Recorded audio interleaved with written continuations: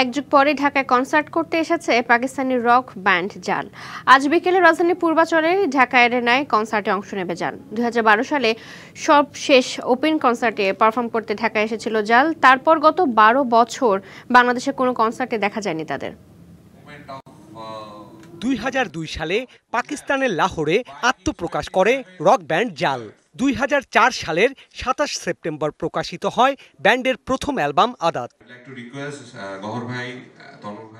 মুক্তির পর অ্যালবামের লামহে, আদাত, পাঞ্ছি, বিখরাহুমের মতো গানগুলো পায় আকাশচুম্বী জনপ্রিয়তা। আজ আদাত অ্যালবামের 20 বছর পূর্তি। বৃহস্পতিবার সন্ধ্যায় রাজধানীর একটি 5 তারা হোটেলে ছিল এই কনসার্ট নিয়ে সংবাদ সম্মেলন। আয়োজনে উপস্থিত ছিলেন জাল ব্যান্ডের বর্তমান সদস্য গহর মুমতাজ, আমির আজহার ও Salman Albert.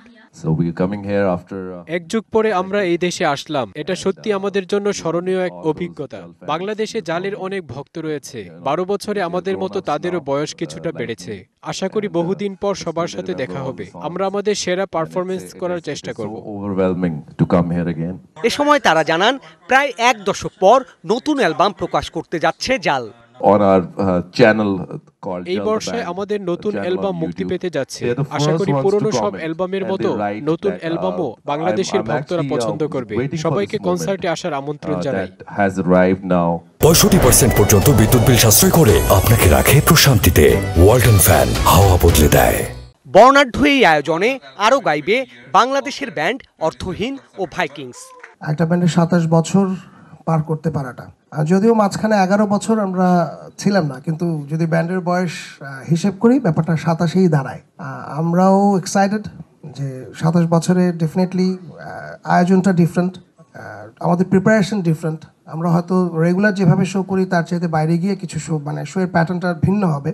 Legends of the decade কনসার্টের মাধ্যমে দীর্ঘ বিরতির পর মঞ্চে ফিরছেন বাংলাদেশের ব্যান্ড অর্থহীন। সদস্যরা জানান ফিরে আসার অনুভূতির কথা। আমাদের লাস্ট কনসার্ট ছিল 1 বছর এর উপরে, হয়তো আরো কিছু সময় আগে। সো এরপরে সুমন ভাই, আপনারা জানেন যে অনেকগুলো সার্জারির মধ্যে দিয়ে গিয়েছে। আমার মনে হয় মেন্টালি ওনার একটা বড় টোল গিয়েছে এটা নেয়ার জন্য, যে আবার কনসার্টে ব্যাক করাটা একটা বড় মেন্টাল প্রিপারেশনের ব্যাপার আছে। থ্যাঙ্কফুলি এখন উনি অনেক সুস্থ আছেন এবং আমরা কনসার্টে আবার ব্যাক করেছি। আমাদের স্পেশালি এই কনসার্টটা নিয়ে আমরা অনেক এক্সাইটেড, বিকজ এটা আমাদের কামব্যাক কনসার্ট। সব মিলিয়ে বেশ কিছুদিন পর বড় কনসার্টের আনন্দে মেতে উঠবে ঢাকার রক প্রেমীরা। Sourav Bappa, DBC news, Dhaka.